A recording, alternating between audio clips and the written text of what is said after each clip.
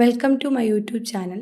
SSLC biology പരീക്ഷയിൽ ചോദിക്കാൻ സാധ്യതയുള്ള ഇമ്പോർട്ടൻറ്റ് ചോദ്യങ്ങളാണ് നമ്മൾ ഡിസ്കസ് ചെയ്തുകൊണ്ടിരിക്കുന്നത്. ഇനി അതിൽ പ്രധാനപ്പെട്ട മറ്റൊരു ചോദ്യമാണ് മസ്തിഷ്കത്തിലെ ഭാഗങ്ങളും അവയുടെ ധർമ്മവും.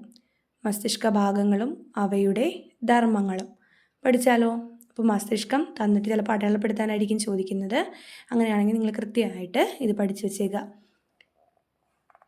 ഇതാണ് സെറിബ്രം, ഇത് സെറിബെല്ലം, ഇത് ഹൈപ്പോതലാമസ്, ഇത് തലാമസ്, ഇതാണ് മിഡ് ബ്രെയിൻ, ഇത് പോൺസ് എന്ന ഭാഗം, ഇത് മെഡുല ഒബ്ലാങ്കേറ്റ.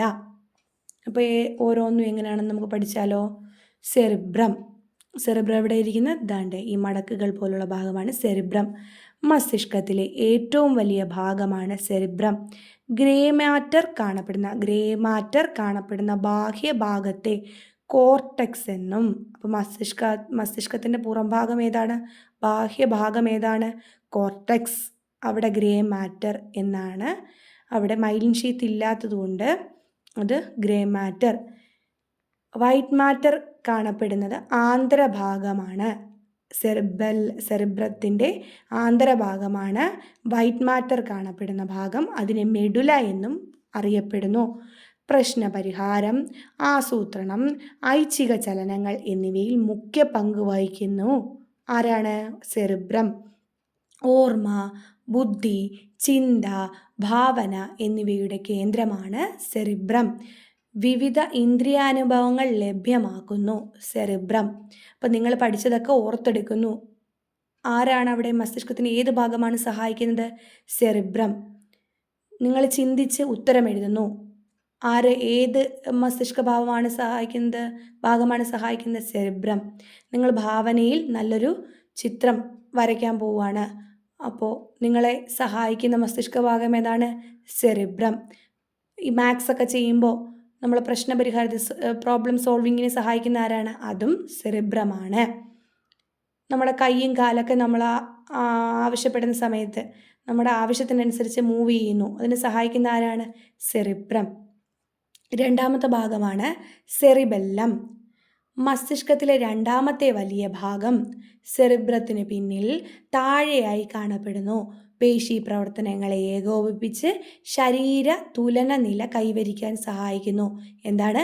പേശി പ്രവർത്തനങ്ങളെ ഏകോപിപ്പിച്ച് ശരീര തുലന നില കൈവരിക്കാൻ സഹായിക്കുന്നു. അപ്പോൾ ശരീര തുലന നില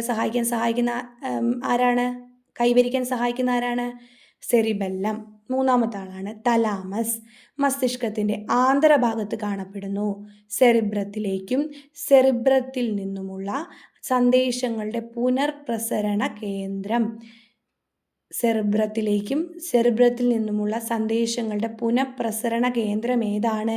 തലാമസ്. വേദന സംഹാരികൾ പ്രവർത്തിക്കുന്നത് തലാമസിലാണ്. വേദന സംഹാരികൾ, നമ്മൾ തലവേദനയൊക്കെ വരുമ്പോൾ അല്ലെങ്കിൽ പനിയൊക്കെ വരുമ്പോൾ ശരീരം വേദനയൊക്കെ വരുമ്പോൾ നമ്മൾ എന്ത് ചെയ്യുന്നു? വേദന സംഹാരികൾ കഴിക്കും അല്ലേ? പാരസെറ്റാമോൾ കഴിക്കും. അതൊക്കെ പ്രവർത്തിക്കുന്ന എവിടെയാണ്? തലാമസിലാണ്. അടുത്തതാണ് ഹൈപ്പോതലാമസ്. ശരീരോഷ്മാവ്, വിശപ്പ്, ദാഹം, വികാരങ്ങൾ തുടങ്ങിയ വിവിധ ശാരീരിക പ്രവർത്തനങ്ങൾ നിയന്ത്രിച്ച് ആന്തര സമസ്ഥിതി പാലനത്തിന് സഹായിക്കുന്നത് ഹൈപ്പോതലാമസ് ആണ്. വിശപ്പ്, ശരീരോഷ്മാവ്, ദാഹം, വികാരങ്ങൾ തുടങ്ങിയ വിവിധ ശാരീരിക പ്രവർത്തനങ്ങളെ നിയന്ത്രിച്ച് ആന്തര സമസ്ഥിതി പാലിക്കുന്നത് ആരാണ്? ഹൈപ്പോതലാമസ്. നന്നായിട്ട് വിശക്കുന്നു, അപ്പോൾ അതിനെ നിയന്ത്രിക്കുന്ന ആരാണ്? ഹൈപ്പോതലാമസ്. നന്നായിട്ട് ദാഹിക്കുന്നു, അപ്പോൾ നമ്മൾ അതിനെ നിയന്ത്രിക്കുന്ന ആരാണ്? മസ്തിഷ്ക ഭാഗമായിട്ടുള്ള ഹൈപ്പോതലാമസ് ആണ്. അടുത്തത് മിഡ് ബ്രെയിൻ. കാഴ്ച, കേൾവി എന്നിവയുമായി ബന്ധപ്പെട്ട സന്ദേശങ്ങൾ പ്രാഥമികമായി വിലയിരുത്തുന്നത് ആരാണെന്നറിയാമോ? മസ്തിഷ്ക ഭാഗമായ മിഡ് ബ്രെയിൻ ആണ്. കാഴ്ച, കേൾവി, കണ്ണുകൾ, പുരികങ്ങൾ എന്നിവയുടെ ചലനത്തിൽ പങ്കുവഹിക്കുന്നതും മിഡ് ബ്രെയിൻ ആണ്. പോൺസ് ഇതാണ് പോൺസ് ഭാഗം. കണ്ണിലും മുഖത്തുമുള്ള പേശികളുടെ പ്രവർത്തനത്തെ ഏകോപിപ്പിക്കുന്നു. ഏകോപിപ്പിക്കുന്ന ആരാണ്? പോൺസ്. ശ്വാസോച്ഛ്വാസ നിരക്കിനെ നിയന്ത്രിക്കുന്നതും പോൺസ് ആണ്. അടുത്തത് മെഡുല ഒബ്ലാങ്കേറ്റ. സെറിബ്രം പോലെ തന്നെ ഇമ്പോർട്ടൻ്റ് ആയിട്ടുള്ളൊരു ഭാഗമാണ് മെഡുല ഒബ്ലാങ്കേറ്റ. ഹൃദയസ്പന്ദനം, ശ്വാസോച്ഛ്വാസം, ഛർദി, ചുമ, തുമ്മൽ തുടങ്ങിയ അനൈച്ഛിക പ്രവർത്തനങ്ങൾ നമ്മളുടെ ഇച്ഛയ്ക്കനുസരിച്ചല്ല, അത് നമ്മുടെ ബോഡിയിലെ മെഡുല ഒബ്ലോങ്കേറ്റയുടെ പ്രവർത്തന ഫലമായിട്ട് നമുക്ക് നിയന്ത്രിക്കാൻ പറ്റാത്ത കാര്യങ്ങളെല്ലാം നടത്തുന്ന ആരാണ്? മെഡുല ഒബ്ലോങ്കേറ്റ എന്ന മസ്തിഷ്ക ഭാഗമാണ്. ഹൃദയസ്പന്ദനം, ശ്വാസോച്ഛ്വാസം, ഛർദി, ചുമ, തുമ്മൽ എന്നിവയെല്ലാം നിയന്ത്രിക്കുന്നത് മെഡുല ഒബ്ലോങ്കേറ്റയാണ്. നമുക്ക് തുമ്മൽ നിയന്ത്രിക്കാൻ പറ്റുമോ? വളരെ ബുദ്ധിമുട്ടാണല്ലേ. ഹൃദയസ്പന്ദനം നിയന്ത്രിക്കാൻ പറ്റുമോ? ഇല്ല, നമുക്ക് ജീവഹാനി സംഭവിക്കും. അതുപോലെ ഇമ്പോർട്ടൻ്റ് ആയിട്ടുള്ള ഈ ഭാഗങ്ങളെല്ലാം ഇമ്പോർട്ടൻ്റ് ആണ് നമ്മുടെ ബോഡിയിൽ എന്നുള്ള കാര്യം ആലോചിക്കുക. ഈ ബ്രെയിൻ സ്റ്റെം എന്നറിയപ്പെടുന്ന ആരാണ്? മിഡ് ബ്രെയിനും അതുപോലെ മെഡുല ഒബ്ലോങ്കേറ്റയും ചേർന്നിട്ടാണ്, പോൺസും ചേർന്ന ഭാഗമാണ് ബ്രെയിൻ സ്റ്റെം എന്നുള്ള കാര്യവും കൂടി ഓർത്തു വയ്ക്കുക. താങ്ക്